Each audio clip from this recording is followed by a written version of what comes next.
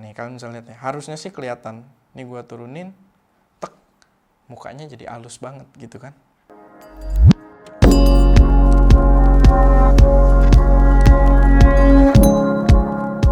Halo semuanya, selamat datang di channel SM Media dengan gue Erwin yang seperti biasa akan memberi kalian referensi racun buat kalian yang doyan dengan teknologi ataupun gear-gear produksi konten kreatif. So, kalau kalian tertarik dengan hal tersebut, nggak perlu ragu, langsung aja subscribe dan aktifin tombol notifikasinya biar nggak ketinggalan update-update terbaru dari kita. Dan kali ini gue nggak mau review produk dulu, gue pengen mendemokan lagi salah satu workflow di penggunaan iPad Pro gue. Dimana kali ini gue pengen mendemokan sebuah workflow foto editing. Lebih spesifik lagi mungkin portrait photo editing. Jadi di sini gue bakal mendemokan ke kalian. Kalau sebelumnya kita sempat bahas soal workflow video editing gue di iPad, yang kalau kalian belum tonton videonya silahkan tonton karena itu juga sangat menarik. Kali ini gue pengen bahas soal foto editingnya. Dan di sini gue langsung praktek karena menurut gue kalau foto itu cukup lebih simple ya buat dipraktekin langsung dibandingkan video. Jadi ya langsung aja kita praktekin di sini. Nah, ini nggak eksklusif untuk penggunaan iPad doang. Untuk editing foto portrait gue menggunakan aplikasi Adobe Lightroom, dimana aplikasi tersebut bisa ada juga di HP atau tablet Android. So kalau kalian punya tablet Android atau kalian pakai handphone sekalipun, itu bisa mempraktekkan ini juga. Cuman ini workflow yang gue lakukan di iPad gue. Nah di sini kita udah punya sampel foto. Kalau kalian kepo, ini hasil foto waktu gue review lensa Fujifilm 80mm f1 kalau nggak salah. Dan ya silahkan kalian cek, ada reviewnya juga di situ. Jadi ada sedikit behind the scene-nya juga dari foto ini. Dan ya kita akan edit beberapa foto portrait ini. Sebelumnya gue sebenarnya udah sempat bahas editing foto portrait dari si Sophie ini. Kalau kalian kepo, Instagramnya ada di deskripsi juga. Dan beberapa subscriber gue minta untuk dibuatin lagi videonya karena yang waktu itu sebenarnya videonya live serta durasinya jadi cukup mengintimidasi karena itu video live. Jadi mereka bilang nyaranin ke gua untuk bikin video lagi yang durasinya lebih make sense gitu. Karena kalau live kan kita sambil bercanda-canda dan lain sebagainya. Jadi oke, disinilah kita bikin video ini lagi. Nah, gua akan merubah bentuk videonya. Jadi gua takutnya ini ada pantulan atau warnanya kurang akurat. Gua akan tunjukin juga screen recordnya jadi kalian bisa ngelihat dengan jelas. Cuman langsung aja kita masuk ke iPad-nya sendiri. Di sini gue nggak mau ngedit terlalu banyak, paling kita ngedit beberapa foto aja dan editing yang cukup light juga, yang nggak yang ekstrim, yang kayak foto manipulation, nggak yang kayak gitu. Kita cuman retouching aja beberapa foto untuk menggambarkan betapa simpelnya workflow kita. Oke, ini gue kasih lihat dulu. Ini kalau di tablet sama di HP juga, kalau kita tahan kita akan melihat before-nya. Dan kita bisa ngelihat afternya. Dan kalian bisa lihat ya, before-nya tuh kelihatan warnanya kurang pop out, kurang appealing buat dilihat. Sedangkan setelah kita edit, dia warnanya bisa lebih mudah untuk dinikmati orang-orang gitu. Nah, kita lihat file originalnya. Nah, kalian bisa lihat ya, tadi dia agak jadi miring gitu. Dan disinilah starting point kita. Kita klik apply. Lalu ya, pertama ini adalah hasil gambar yang straight out of kameranya dan ini nggak sesuai dengan harapan gue, maksudnya dengan gambar yang gue inginkan. Jadi itulah fungsinya dari retouching. Pertama biasanya gue akan mulai dengan mengklik auto dulu.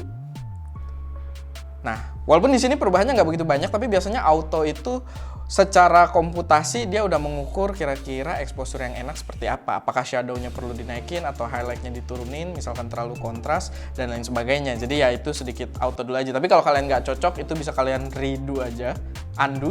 Bisa kalian undo.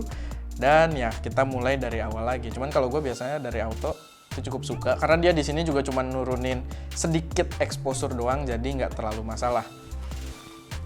Oke. Lalu sekarang kita lanjut lagi, gua akan menyesuaikan horizonnya dulu. Kita pilih yang di mode crop ini, lalu kita puter bagian bawah ini, bisa pakai tangan juga harusnya, cuman gue pakai pensil biar lebih nyaman aja dan lebih presisi. Dan kita sesuaikan aja pagernya biar lurus.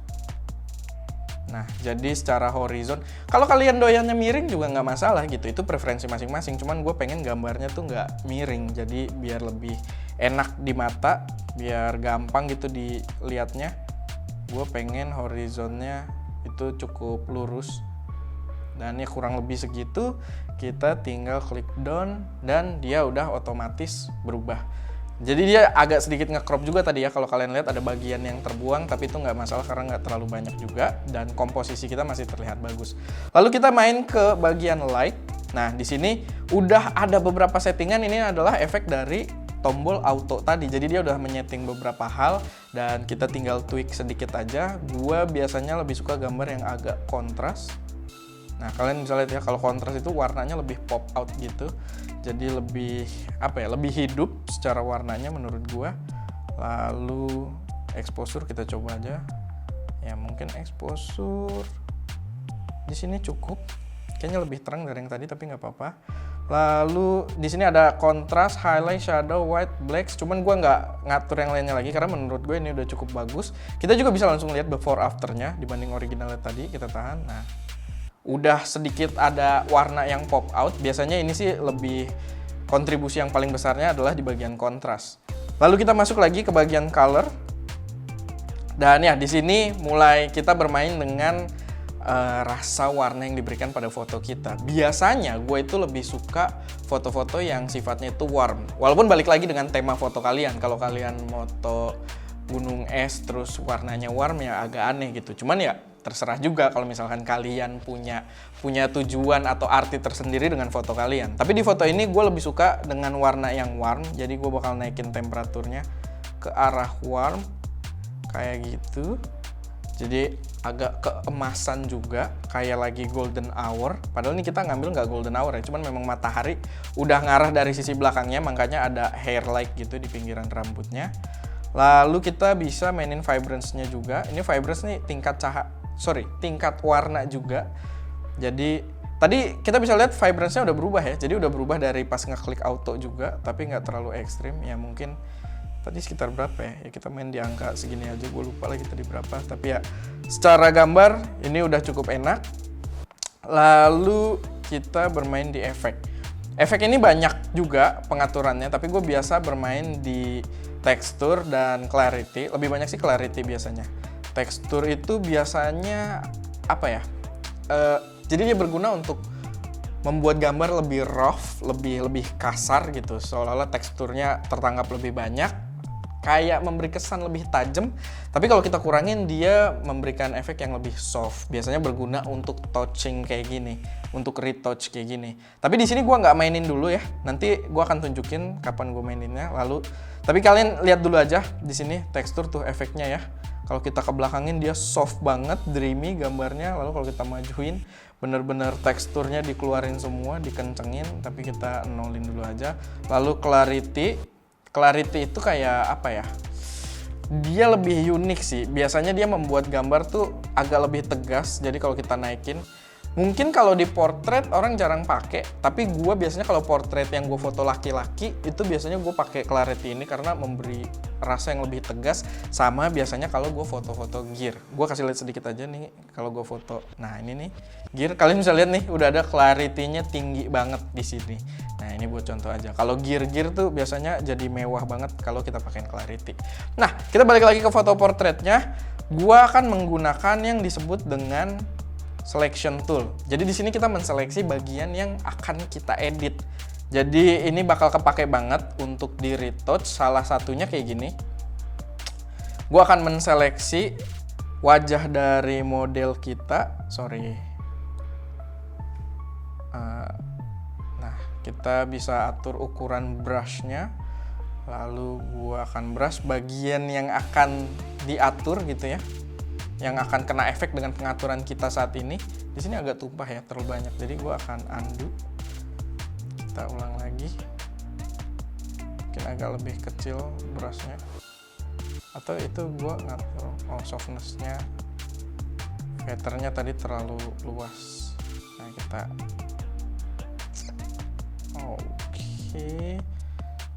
Nah ini kita sudah menseleksi.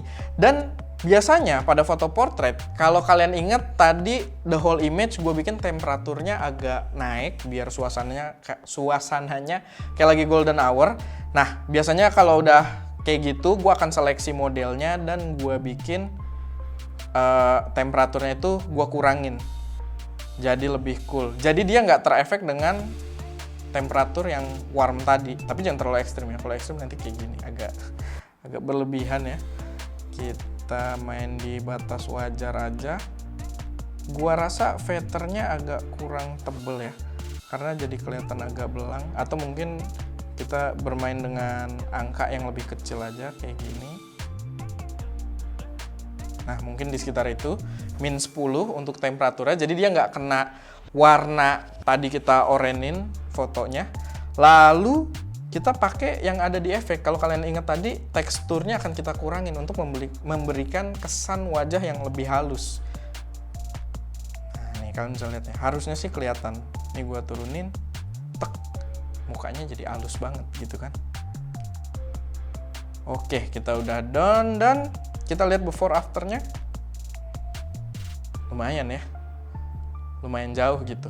Tapi kita juga masih bisa perkencang lagi. Mungkin kalian kontrasnya, seleranya yang lebih kuat lagi, atau kurang oranye gitu kan. Misalkan pengen lebih oranye lagi. Tapi di mukanya kalian bisa lihat tadi udah sedikit berkurang temperaturnya, jadi dia nggak terlalu ke bawah oranye kayak the whole image-nya. Lalu efeknya clarity mungkin kalian mau pakai biar gambarnya lebih tegas, atau kalian yang lebih ke soft juga itu bisa kayak gini. Tapi gue sih lebih ke tegas ya, karena tadi mukanya udah kita soft, udah kita bikin soft pakai tekstur di selection tool. Nah itu dia.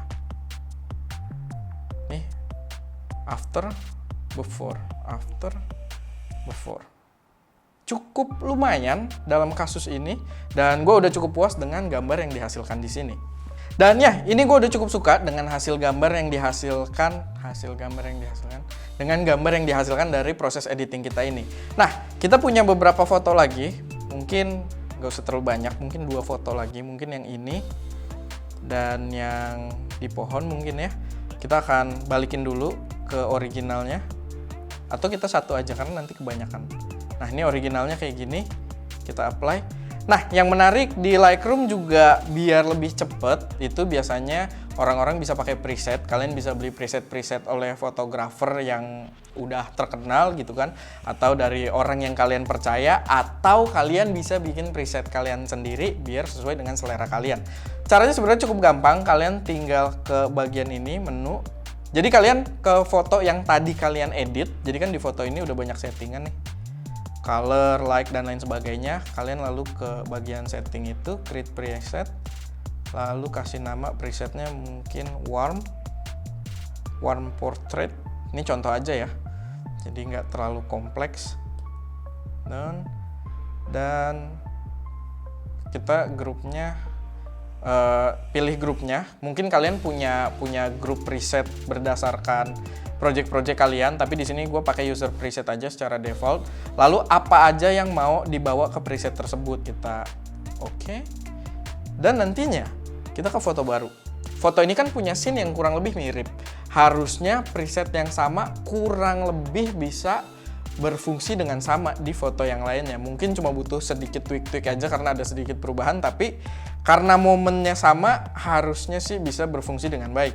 Kita ke bagian preset yang ini, kita pilih tadi user preset, ini udah kebuka juga, kita pilih warm portrait. Dan dia udah memberikan warna yang kurang lebih seperti yang tadi. Cuman dia tidak membawa selective edit tadi yang kita seleksi bagian mukanya doang, karena itu otomatis nggak cocok buat dibawa ke dalam preset. Itu akan kita butuh tweak sendiri secara manual. So ya, paling nggak di sini kita udah dapat warnanya, kita tinggal sesuaikan kayak tadi. Mungkin kalau gua nggak perlu ngejelasin, kita gerak cepet aja kayak gini, set. Kita benerin horizonnya biar lurus. Kurang lebih segitu. Lalu kita tweak sedikit. Kayaknya ini gambarnya agak terlalu kontras. Coba kita kurangin. Tapi dia lebih enak kontras sih, jadi nggak apa-apa kontrasnya tinggi. Dan untuk warmnya nggak ada masalah, tapi kita pakai selective edit karena mukanya nih kelihatan oranye banget ya. Jadi berasa kayak gambarnya tuh tone-nya dibuat oranye semua. Makanya kita pilih selective edit. Kita brush di mukanya, kita seleksi. Bagian yang warna merah ini ya yang terseleksi. Harusnya kalian udah paham dengan penjelasan yang sebelumnya. Lalu kita pilih color dan temperatur kita kurangin. Nah kalian bisa lihat tadinya dia oranye, dan kita kurangin, mukanya jadi lebih natural. Jadi warnanya balik lagi ke warna sebelumnya. Jadi kita counter si warna oranye yang di pengaturan utamanya mungkin ya, adjustment utamanya. Lalu karena kita punya seleksi ini, kita balik lagi ke tadi, kita ke efek, lalu teksturnya kita kurangin. Jadi memberikan kesan mukanya tuh halus banget gitu. Walaupun kadang kalau terlalu ekstrim jadi terlalu dreamy ya bentuknya. Jadi ya kalian kira-kira aja atau sesuaikan aja dengan selera kalian, itu nggak ada masalah. Dan done.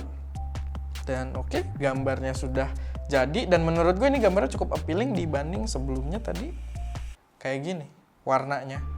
Dan sekarang warnanya udah lebih enak buat dilihat. Udah seragam di warna ala-ala golden hour gitu kan, ala-ala warm golden hour. Belum lagi dia dapat hairlight yang gue bilang tadi, jadi di belakangnya kayak lagi matahari terbenam. Dan mukanya nggak terlalu terpengaruh oleh settingan temperatur warm kita yang di luar tadi. Gimana ya, gue mungkin bahasa teknisnya gue banyak salah di sini, sorry. Tapi paling nggak gue harap kalian bisa dapet insight yang menarik di sini. Ada Clubhouse nih, ada Govinda Rumi lagi. Fujifilm X photographer dia ya. Udah sih, itu aja paling buat video kali ini. Gue harap bermanfaat, gue harap bisa jadi insight tambahan buat kalian yang mungkin pengen belajar foto. Dan balik lagi, ini bukan eksklusif iPad, jadi kalian bisa pakai tablet Android sekalipun, karena Lightroom udah mensupport itu juga gitu loh. Jadi ya, semoga bermanfaat buat kalian. Itu aja.